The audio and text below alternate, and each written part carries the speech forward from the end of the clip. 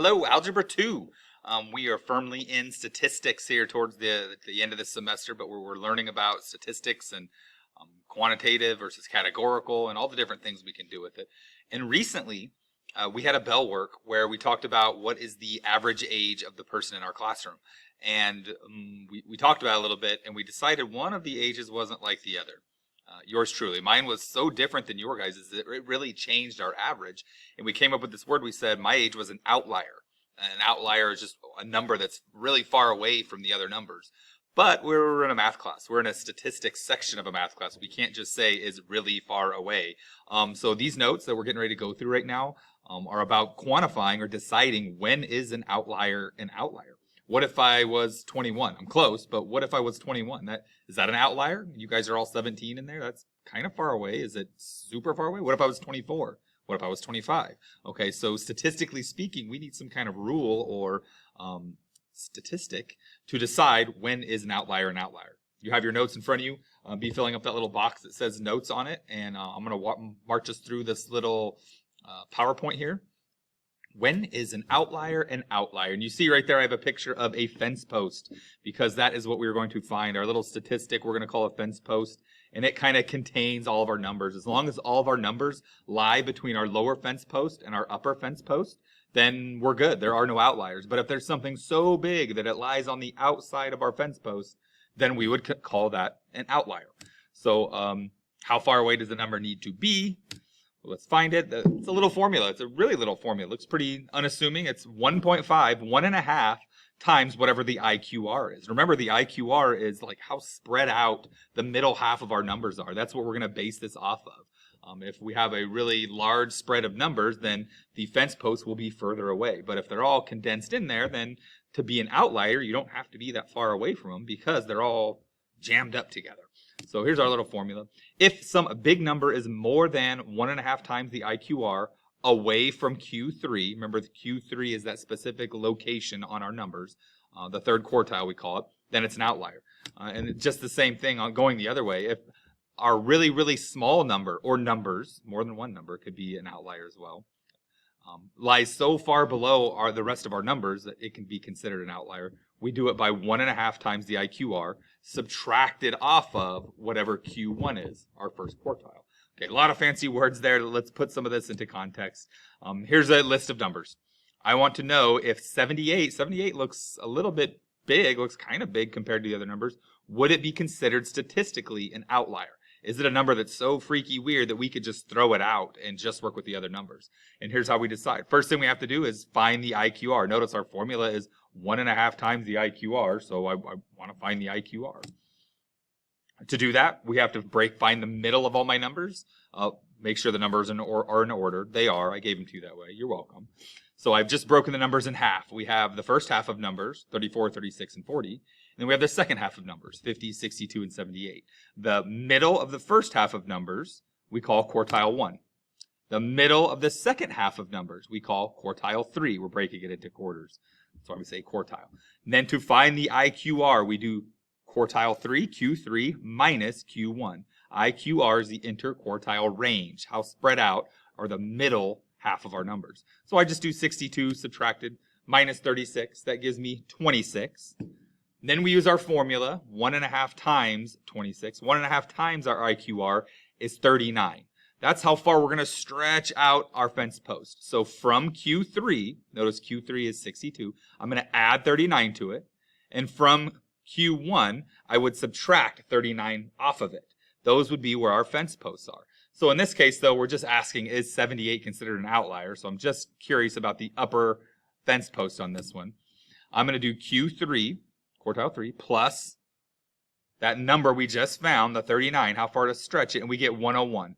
As long as all of our numbers are less than 101, there's no outliers. A number would have to be bigger than 101 for it to be considered an outlier, and we could throw it away. In this case, 78's good. 78 doesn't fall outside of our upper fence post, so no outliers. It should be part of our data. We're all good. I am just going to, for the formulaic people in the group, here are two formulas if you want to figure out what the upper fence posts are and the lower fence posts. Upper fence posts, Q3 plus 1.5 times the IQR. Lower fence post is Q1 minus 1.5 times the IQR. Easy enough. All right, so now we're going to go down. We're going to do example 1, and I'll go through and do example 1 with you together.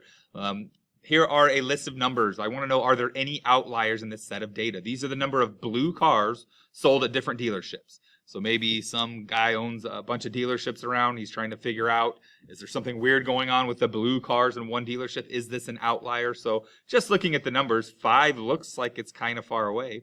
Statistically, is it far enough away to be considered an outlier?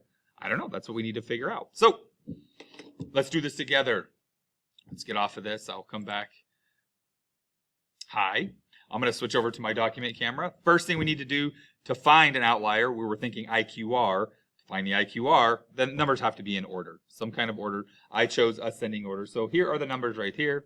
I put them in ascending order from smallest to biggest. And now I want to figure out what the IQR is. To find the IQR, I need to find the middle. 1, 2, 3, 4, 5, 6 numbers. If there's 6 numbers, that means the middle is between the third and the fourth. So the middle in this case, which is 14.5, that's quartile 2. That's our median, by the way.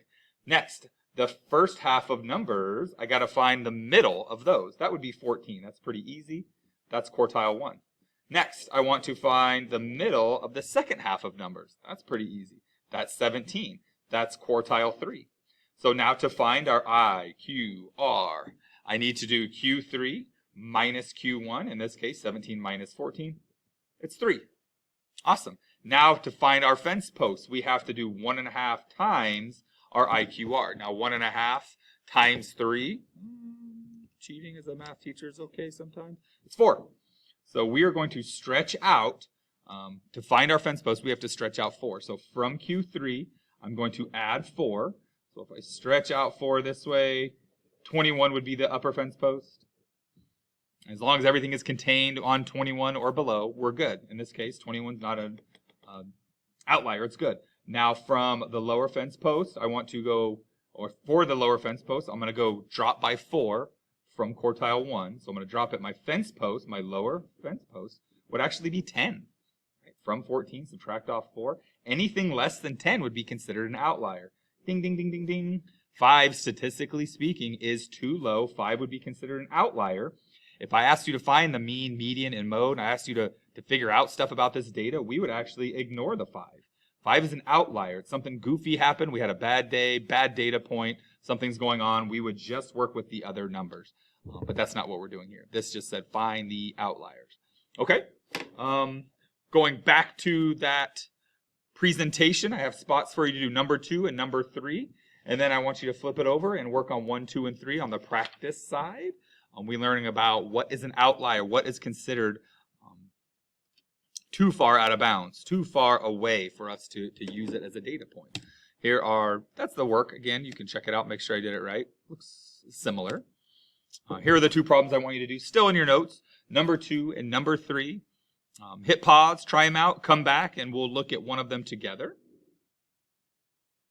Okay, hopefully you came back. And I'm going to go ahead and do number 2 for you to kind of check your work. Hopefully you did it, and this is the way to check it. I can still grade number 3 as part of our worksheet, but number 2 I probably am not going to because I'm getting ready to do it right now. So pulling it up again, I put all the numbers in ascending order. I actually messed it up and had to hit pause and do it again. It happens. Putting these in order sometimes is the toughest part, but I counted numbers. There's 10 of them. And you got to make sure you have 10. 1, 2, 3, 4, 5, 6, 7, 8, 9, 10. Yes, I have all the numbers. Next, we got to find the IQR. To do that, I need to break it up into quartiles. If there's 10 numbers, the halfway point is going to be between 5 and 6. So 1, 2, 3, 4, 5, and 6. Here would be the halfway point. This is quartile 2. Now to find quartile 1, I have to find the median of this half of numbers. In this case, it would be 7, quartile 1. Then I have to find the median of this half of numbers. 1, 2, 3, 4, 5. Correct. It would be 11. There's quartile 3. So now the IQR is simply going to be 11 minus 7, interquartile range, Q3 minus Q1, and that's going to be 4. Then for our little stretching for our fence post, I need to do 1.5 times the IQR. In this case, 1.5 times 4 is just going to be 6. I need to stretch out right 6 and left 6 from these quartiles. So right 6 from 11, 11 plus 6, our upper fence post is 17. Anything bigger than 17 is considered an outlier. Boom, 18 is no good. It's an outlier. Then for the other one, I need to drop down by 6 again from quartile 1. So 7, and I drop down by this 6 number. The lower fence post is 1. There's nothing less than 1. 2 is our lowest one, so we're good. There are no lower ones on our outliers, just that one. That's it. Okay, you're all up on outliers. I want you to practice 3 now. Flip over the paper, do those 3 problems, and we are still trolling along, moving along with statistics. Peace out.